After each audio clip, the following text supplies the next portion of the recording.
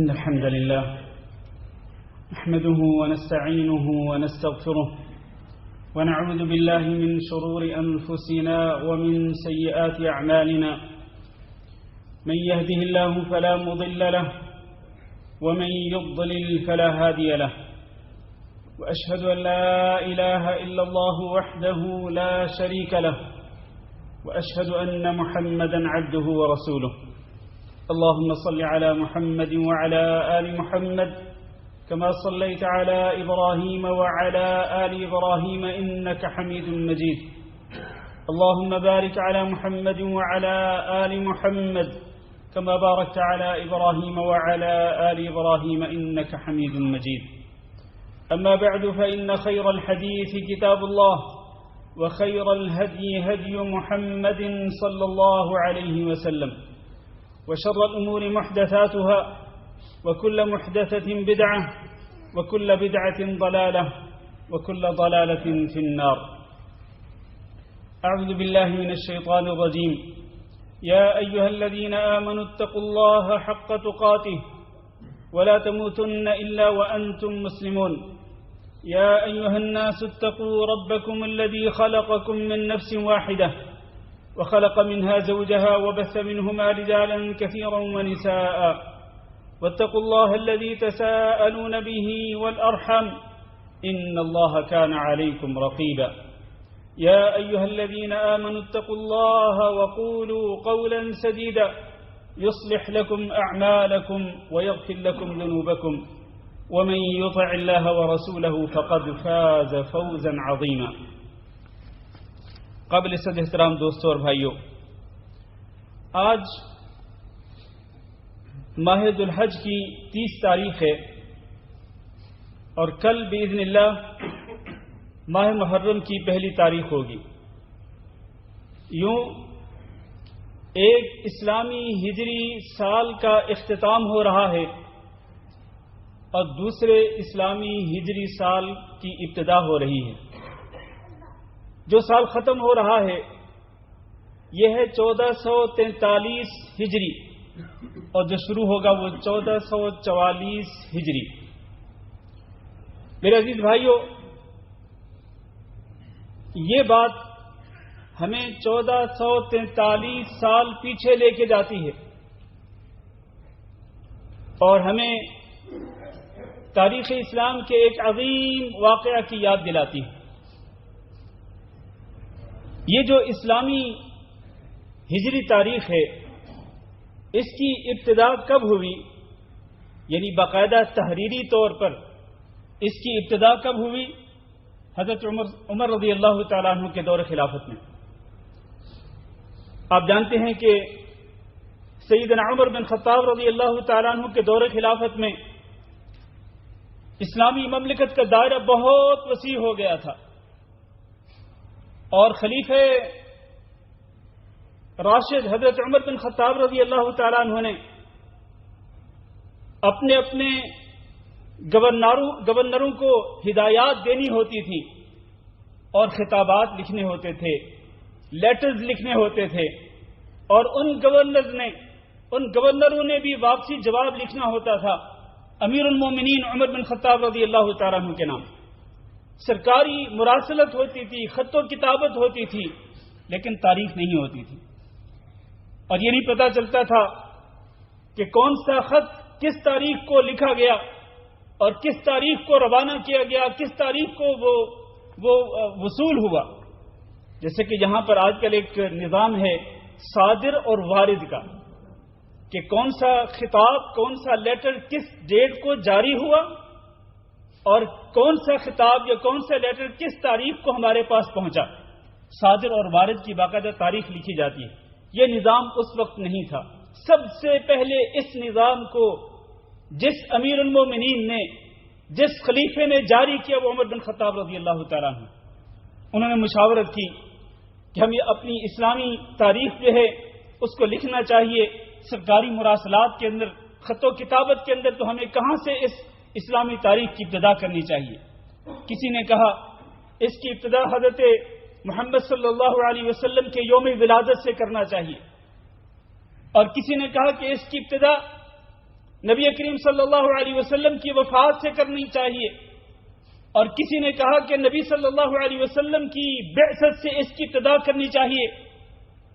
عمر بن خطاب رضی اللہ تعالیٰ عنہ چونکہ امیر المومنین تھے اور وہ ملہم بھی تھے اللہ کی طرف سے۔ ملہم کا معنی کیا ہے؟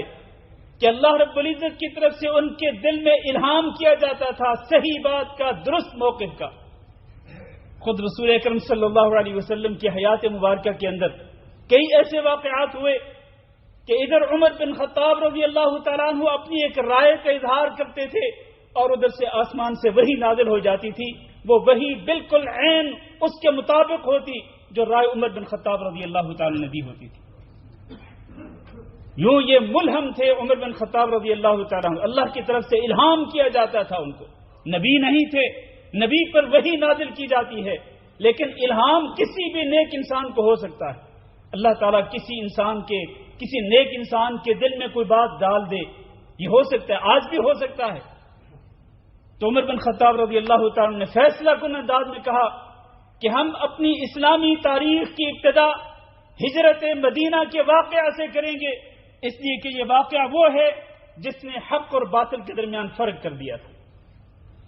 باطل مکہ میں ٹھہر گیا تھا، اہل مکہ جو کہ کفار تھے، قریش مکہ تھے، ظاہر ہے وہ باطل پہ تھے، اور اہل ایمان جنہوں نے وہاں سے ہجرت کی اور وہ مدینہ منورہ میں پہنچے یہ حق پر تھے۔ اللہ تعالیٰ نے حق اور باطل کے درمیان فرق کر دیا، دو صفیں الگ الگ ہو گئیں، باطل پر قائم رہنے والی جو صف تھی وہ الگ ہو گئی اور حق پر قائم رہنے والی جو صف تھی وہ الگ ہو گئی۔ یوں امتیازی فرق واضح ہو گیا حق اور باطل کے درمیان۔ جس واقعے نے حق اور باطل کے درمیان واضح طور پر لائن کھینچ دی تھی، ایک لکیر کھینچ دی تھی، واضح فرق واضح کر دیا تھا، اس واقعے سے حضرت عمر بن خطاب رضی اللہ تعالیٰ عنہ کے فیصلے کے مطابق اسلامی ہجری تاریخ کی ابتدا ہوئی۔ یوں آپ یہ کہہ سکتے ہیں کہ نبی صلی اللہ علیہ وسلم کی ہجرت مدینہ کو آج 1443 سال مکمل ہونے کو ہیں اور 1444واں سال کل سے شروع ہونے کو ہے۔ میرے بھائیوں، یہ جو ہجرت مدینہ کا واقعہ تھا اس میں بہت ساری تفصیلات ہیں، وہ تفصیلات میں بیان کرنے والا نہیں، لیکن میں ایک بڑی مقصد کی بات کرنا چاہتا ہوں۔ وہ مقصد کی بات یہ ہے کہ اس پورے اسلامی تاریخ کے عظیم الشان واقعہ سے ہمیں کیا کیا سبق ملتے ہیں۔ وہ واقعہ جس نے حق و باطل کے درمیان فرق کر دیا تھا، اس سے جو سبق ملتے ہیں ان میں سے پہلا سبق یہ ہے کہ حق اور باطل کے درمیان کشمکش شروع سے قائم ہے، شروع سے چلی آ رہی ہے۔ آج بھی حق اور باطل کے درمیان کشمکش جاری ہے، لیکن میرے عزیز بھائیوں ایک بات یاد رکھنا، یہ کشمکش تو ہے، لیکن اللہ رب العزت نے یہ فیصلہ کر دیا ہے کہ اِنَّا لَنَنْصُرُ رُسُلَنَا وَالَّذِينَ آمَنُوا فِي الْحَيَاةِ الدُّنْيَا وَيَوْمَ يَقُومُ الْأَشْهَادُ، ہم اپنے رسولوں کی مدد ضرور کریں گے اور ایمان والوں کی مدد بھی ضرور کریں گے، فی الحیات الدنیا، دنیا کی زندگی میں بھی، وَيَوْمَ يَقُومُ الْأَشْهَادُ، اور قیامت کے دن۔ كَتَبَ اللَّهُ لَأَغْلِبَنَّ أَنَا وَرُسُلِي إِنَّ اللَّهَ قَوِيٌّ عَزِيزٌ، اللہ تعالیٰ نے یہ بات لکھ دی ہے، دو ٹوک انداز میں اللہ نے فیصلہ کر دیا ہے کہ میں غالب آؤں گا اور میرے رسول ہی غالب آئیں گے۔ ان اللہ قوی عزیز، اللہ بہت ہی طاقتور ہے اور غالب، زبردست غالب ہے کہ اس پر کوئی اور طاقت اور قوت غالب نہیں آ سکتی۔ اس پر ہمیں ایمان ہونا چاہیے اور ٹھوس یقین ہونا چاہیے۔ دوسری بات، دین ہر چیز پہ مقدم ہے، دین اپنے اہل و عیال پہ بھی مقدم ہے، دین اپنے مال و منال پہ بھی مقدم ہے، حتیٰ کہ دین اپنے وطن پر بھی مقدم ہے۔ دین کی خاطر انسان کو اپنے اہل و عیال کو قربان کرنا پڑے کر دے، دین کی خاطر انسان کو اپنا مال و منال قربان کرنا پڑے کر دے، دین کی خاطر اپنے ملک کو، اپنے وطن کو چھوڑنا پڑے، قربان کرنا پڑے کر دے، اس لیے کہ دین ہے تو سب کچھ ہے، دین نہیں تو کچھ بھی نہیں ہے۔ اور اللہ کا دین جو ہے، وہ سچا دین جو ہے، وہ دین اسلام ہے۔ اس دین اسلام پہ ثابت قدمی اور استقامت اختیار کرنا بہت ہی ضروری ہے۔ جتنی بڑی آزمائشیں آئیں ان آزمائشوں کے اندر دین اسلام کو دامن سے الگ نہیں کرنا چاہیے. اہل مکہ پہ یعنی نبی صلی اللہ علیہ وسلم پر اور آپ صلی اللہ علیہ وسلم پر ایمان لانے والوں پہ کون کون سی آزمائشیں نہیں آئیں, کون کون سی مصیبتیں نہیں ٹوٹی, کون کون سی آزمائشیں نہیں آئیں. بڑی بڑی آزمائشیں آئیں. لیکن یہ جو اسلام کا پہلا دور تھا, یہ جو اولی مسلمان ہونے والے لوگ تھے, انہوں نے اسلام کو اپنے گلے کا ہار بنا لیا. لوگوں نے ظلم کیے, لوگوں نے زیادتیاں کی, مصیبتوں کے پہاڑ توڑے, لیکن انہوں نے اس ہار کو اپنے گلے سے نہیں اتارا جس کو انہوں نے اپنے گلے کا توق بنایا تھا, اور وہ تھا دین اسلام کا ہار. اس کو نہیں انہوں نے چھوڑا. اور اللہ رب العزت کا یہ فیصلہ ہے کہ اللہ تعالی ہمیشہ حق پر قائم رہنے والوں کی مدد کرتا ہے, اور اللہ ہمیشہ باطل پر رہنے والے لوگوں کو ذلیل اور رسوا کرتا ہے. دین مقدم ہے ہر چیز پہ.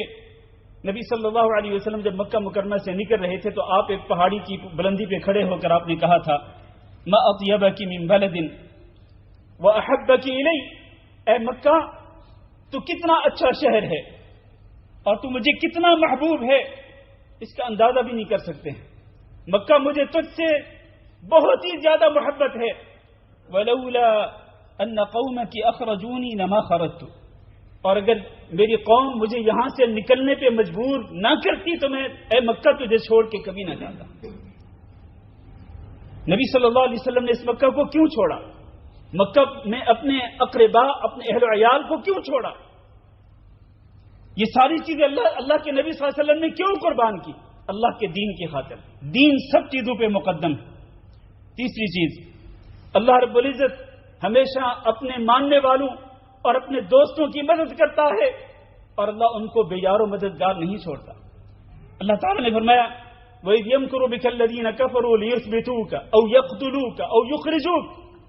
یہ جو اہل مکہ جنہوں نے کفر کیا تھا, یہ سازشیں کر رہے تھے کہ یا تو تجھے کسی جیل خانے میں بند کر دیں, او یقتلوک, یا پھر تجھے قتل کر دیں, او یخرجوک, یا پھر تجھے مکہ سے نکال دیں اور ملک بدل کر دیں. وَيَمْكُرُونَ وَيَمْكُرُ اللَّهُ, یہ بھی سازشیں کرتے ہیں لیکن اللہ رب العزت بھی تدبیر کرتا ہے. وَاللَّهُ خَيْرُ الْمَاكِرِينَ, اور اللہ رب العزت بہترین تدبیر کرنے والا ہے. اللہ نے ایسی تدبیر کر دی نبی صلی اللہ علیہ وسلم کو اور آپ پر ایمان لانے والوں کو.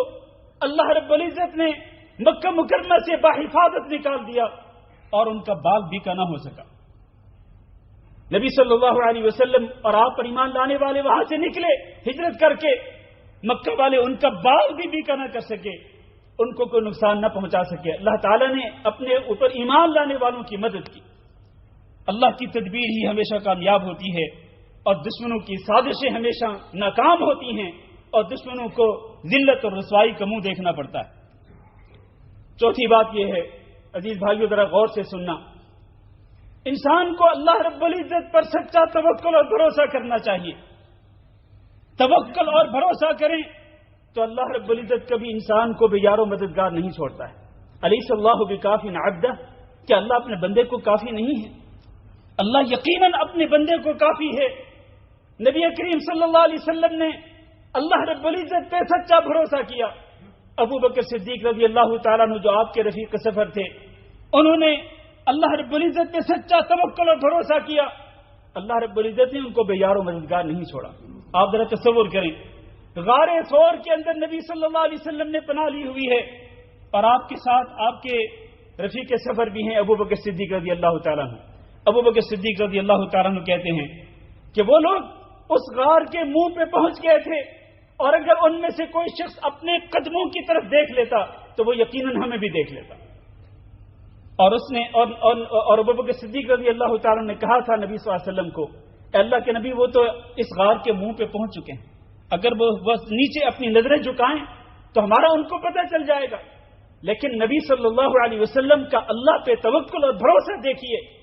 آپ نے فرمایا ما ظنک باثنین اللہ ثالثہما, آپ کا ان دو کے بارے میں کیا خیال ہے کہ جن کا تیسرا اللہ ہے. یہ ہوتا ہے سچا توکل اور بھروسہ. اللہ رب العزت نے ان کو وہاں سے ذلت اور رسوائی کے ساتھ واپس لٹایا، وہ نبی صلی اللہ علیہ وسلم کو اور آپ کے رفیق سفر کو نقصان نہ پہنچا سکی. اور اللہ تعالیٰ نے قرآن مجید کے اندر بھی اس کا ذکر فرمایا، فقد نصره الله اذ اخرجه الذين كفروا ثاني اثنين اذ هما في الغار اذ يقول لصاحبه لا تحزن ان الله معنا فانزل الله سكينته عليه وايده بجنود لم تروها وجعل كلمة الذين كفروا السفلى وكلمة الله هي العليا والله عزيز حكيم. میرے عزیز بھائیو، اس کے ساتھ ساتھ ایک اور بات بھی اچھی طرح سمجھ لیں، توکل اور بھروسہ تو اللہ پہ ہی کرنا چاہیے، لیکن توکل اور بھروسہ حقیقت میں وہ ہوتا ہے کہ جس کے ساتھ انسان اپنے اسباب کو بھی اختیار کرے، اپنی سیفٹی کے لیے، اپنی احتیاط کے لیے، اپنی حفاظت کے لیے انسان اسباب بھی اختیار کرے. یہ نہیں کہ ہاتھ پہ ہاتھ رکھ کے بیٹھ جائے اور کہے کہ میرا رزق خود چل کے میرے پاس آئے گا. ایسے نہیں ہو سکتا. آپ کو ہاتھ پیر مارنے پڑیں گے، آپ کو کوششیں کرنی پڑے گی، آپ کو جدوجہد کرنی پڑے گی. ہاں، کوشش اور جدوجہد کرتے ہوئے دل میں اللہ رب العزت پہ بھروسہ رکھیں.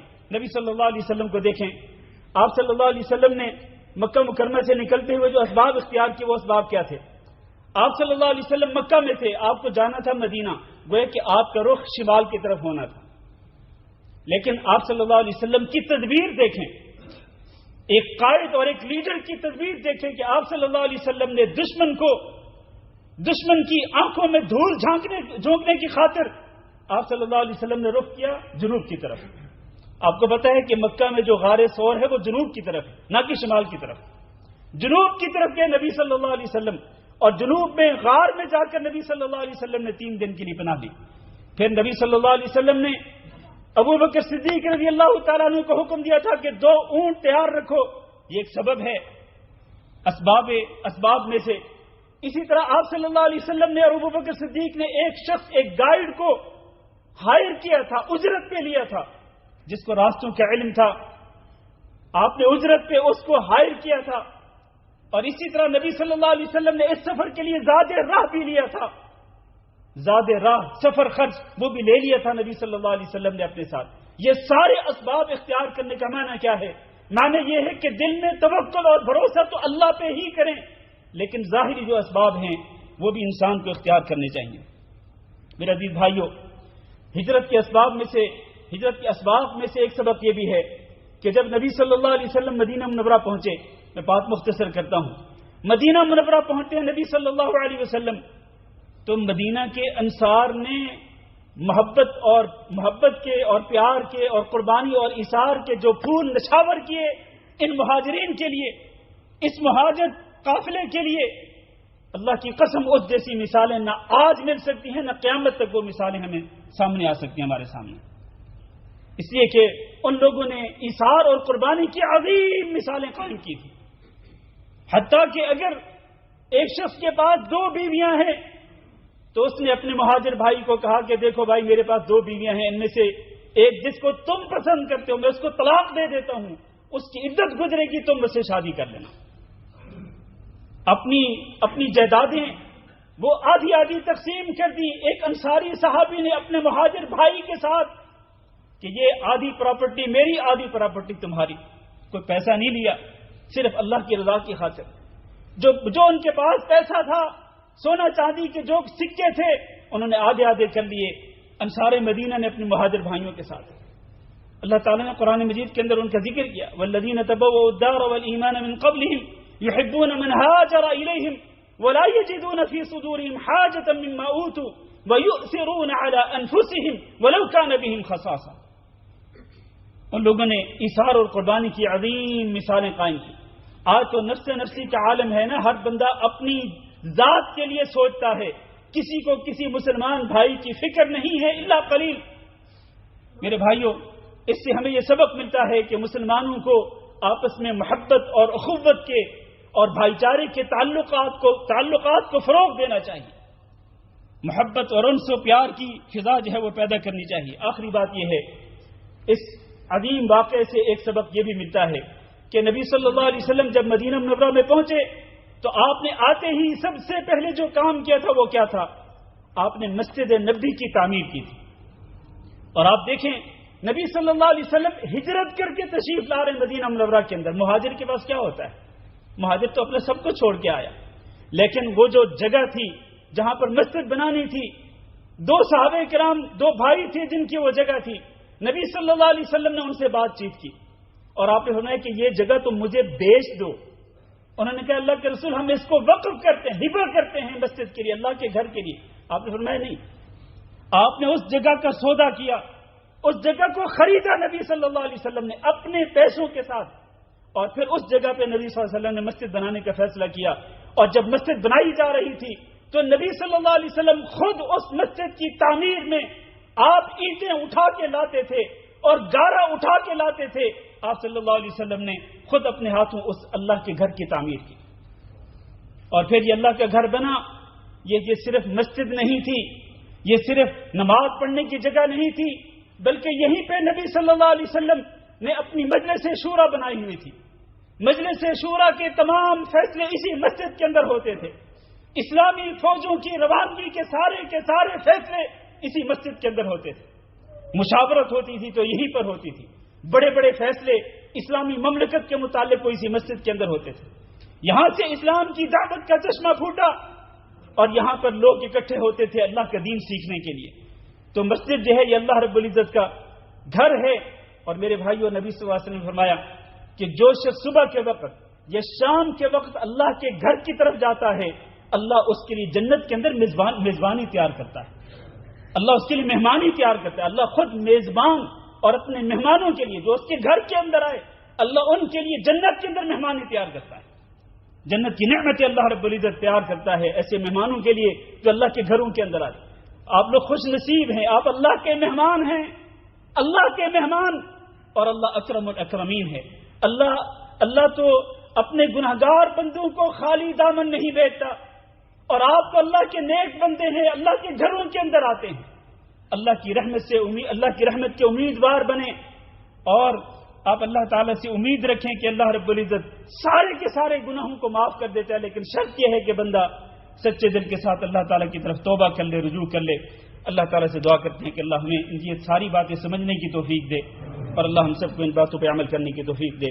استغفر اللہ لی ولکم ولسائر المسلمین فاستغفروہ انہ هو الغفور الرحیم.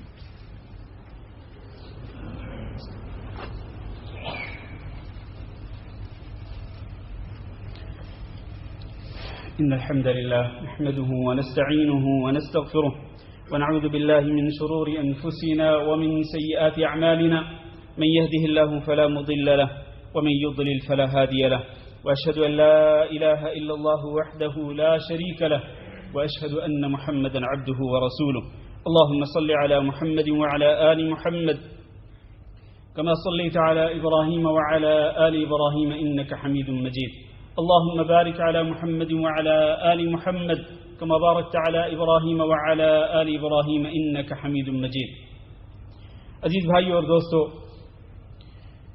جس طرح میں نے پہلے خطبہ میں عرض کیا کہ کل سے ماہ محرم کا آغاز ہونے والا ہے، اور ماہ محرم جو ہے یہ ان 4 مہینوں میں سے ایک ہے جو کہ حرمت والے مہینے کہلاتے ہیں. حرمت والے مہینے کون سے ہیں؟ 2 ابھی گزر چکے ہیں، ذوالقعدہ اور یہ ذوالحجہ کا مہینہ ختم ہونے کو ہے، یہ بھی حرمت والے مہینے تھے. اور آنے والا مہینہ محرم کا مہینہ وہ بھی حرمت والا مہینہ ہے. اور اسی طرح چوتھا مہینہ رجب کا مہینہ ہے. ان 4 مہینوں کی حرمت ہے، ان کا احترام ہے. لہذا کسی بھی مسلمان کو ان 4 مہینوں کی حرمت کو پامال کرنے کا حق نہیں ہے. ان کا احترام کریں ان مہینوں کا. خاص طور پر ان 4 مہینوں کے اندر اپنی جانوں پہ ظلم نہ کریں، گناہوں سے اور برائیوں سے بچیں.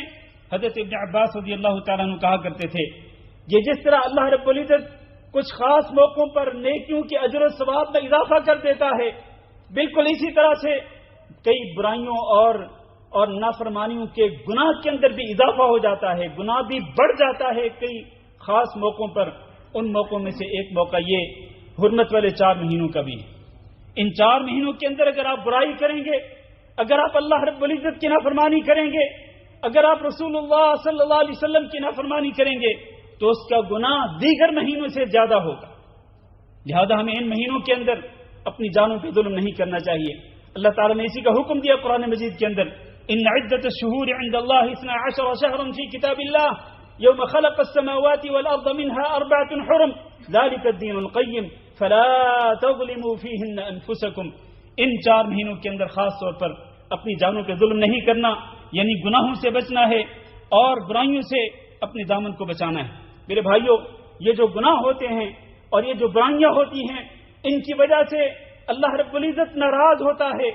ان برائیوں اور گناہوں کی وجہ سے انسان کے دل پہ میل چڑھ جاتا ہے، انسان کا دل زنگ آلود ہو جاتا ہے.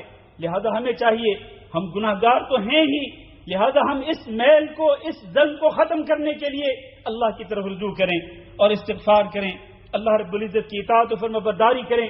اس ذکر اور اذکار اور استغفار اور توبہ کے ذریعے اللہ رب العزت دلوں کے زنگ کو دھو دیتا ہے اور دلوں کے زنگ کو پاک کر دیتا ہے.